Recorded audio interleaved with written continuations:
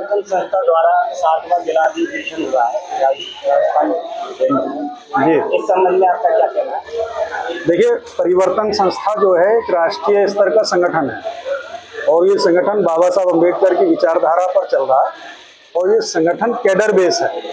तो ये निरंतर चलने वाली प्रक्रिया है। पूरा वर्ष जो है ये कार्यक्रम चलते रहते हैं। कैडर कैंप, अधिवेशन महीने महीने, जिले जिले, प्रदेश प्रदेश ये चलते रहते हैं। वंचित समाज के अंदर नेतृत्व, वंचित समाज के अंदर प्रवक्ता, वंचित समाज के अंदर बुद्धिजीवियों की बेहद कमी है और इस कमी को दूर करने के लिए परिवर्तन संस्था बिना किसी दिखावे के, बिना किसी शोर शराबे के, बस्ती बस्ती, गली गली, मोहल्ला मोहल्ला, जिला जिला जा करके ये काम कर रही है और अपनी वंचित समाज के अंदर से एक बड़ी लीडरशिप को तैयार करने के लिए, डीएससी समाज की लीडरशिप को तैयार करने के लिए, उनमें प्रवक्ता, बुद्धिजीवी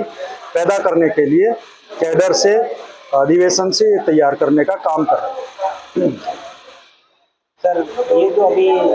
1 अगस्त को जो अपने सुप्रीम कोर्ट द्वारा वर्गीकरण के संबंध में जो फैसला आया, इस संबंध में आपका क्या मूवमेंट है, आगे की क्या प्लानिंग है और इस वर्गीकरण को थोड़ा सा विस्तार में समझाइए, क्योंकि लोगों में कई तरह के क्वेश्चन हैं, उनको थोड़ा सा क्लियर। देखिए,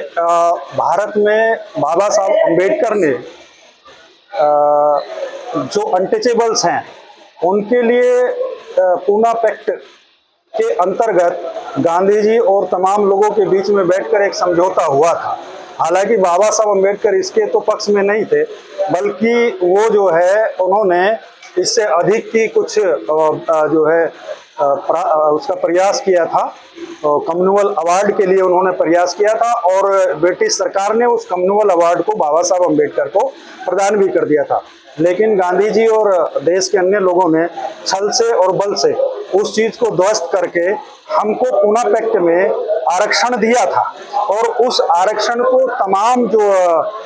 पिछड़ी जातियां थी, अनुसूचित जातियां थी, अछूत जातियां थी, डिप्रेस जातियां थी, उनको ये दिया था। और बाबा साहब अम्बेडकर ने ये कहा था कि भाई ये आरक्षण जो है ये कोई गरीबी उन्मूलन का कार्यक्रम नहीं है, बल्कि जो जातियां हैं वो पीछे रह गई, जो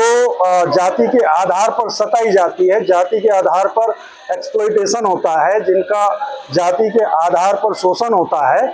उन जातियों को जब तक ये उन जातियों में रहेगा तब तक ये आरक्षण रहना चाहिए। परंतु हुआ क्या कि आज 75 वर्षों बाद भी इस जाति में, शेड्यूल कास्ट के अंदर एक जाति उत्तर भारत की और फिर दूसरी जगह की कुछ 4-5 जातियां, इन्होंने आगे बढ़ करके इसको प्राप्त करा, इस आरक्षण का लाभ लिया और आरक्षण का लाभ एक के बाद एक अपने ही लोगों तक उन्होंने प्रदान करने का, पहुंचाने का काम किया। अब इसमें जो और अन्य तमाम जातियां थी, वाल्मीकि थी, चूड़ा है, बंगी है, कंजर है, ढेवा है, मांग है, मदिगा, रेली, थोड़ी, गलकाने, धानक, डूम, सासी, ओड, ये सब तमाम जातियां जिनके नाम भी लोग नहीं जाते, 1100 कुछ से ज्यादा जातियां हैं। उन जातियों में कोई जाति तो ऐसी जिसमें 1-1, 2-2 ग्रेजुएट है। 75 वर्ष बाद, आरक्षण के बाद यदि 1-1, 2-2 ग्रेजुएट है, मूसाहार जाति, उसमें देखिए आप, तो तमाम जातियां से हक से वंचित रह गई। और मैं समझता हूं कि सही समय है, जुडिशियरी का हम धन्यवाद करते हैं, कोर्ट का, चंद्रचूड़ साहब का हम धन्यवाद करते हैं कि इस वर्गीकरण का आरक्षण, क्योंकि जो पीछे रह गए, बहुत पीछे रह गए, और ये सच्चाई है कि वो पीछे रह गए, उनको आगे आने के लिए इसके अलावा कोई रास्ता नहीं है। और ये बहुत ही अच्छा अवसर है और ये बहुत ही जबरदस्त वर्डिक्ट सुप्रीम कोर्ट का इन लोगों के लिए आया है, जिससे इनके जीवन में भी उजाला आ सकता है। हम इसके साथ ही इसका स्वागत करते हैं और इसके लिए पूरे भारत में परिवर्तन संस्था निरंतर वंचित जाति में जो कमियां हैं, जैसे नेतृत्व की, जैसे राष्ट्रीय संगठन की, जैसे प्रवक्ताओं की और जैसे बुद्धिजीवियों की, ये फौज हम खड़ी करेंगे। इसके लिए हम किसी प्रकार की हाय हुल्ला या उसमें नहीं पड़ेंगे। हम बीच में जा करके लोगों को बौद्धिकता के आधार पर ये चीजें, चारों चीजें खड़ी करके और ये डीएससी समाज के निर्माण में इनको देंगे और ये हक इनको मिलेगा। इनके अंदर भी खुशहाली आएगी, इनको भी शिक्षा के दरवाजे खुलेंगे और इनको भी प्रशासन में जाने का मौका मिलेगा, ऐसा हमारा मानना है।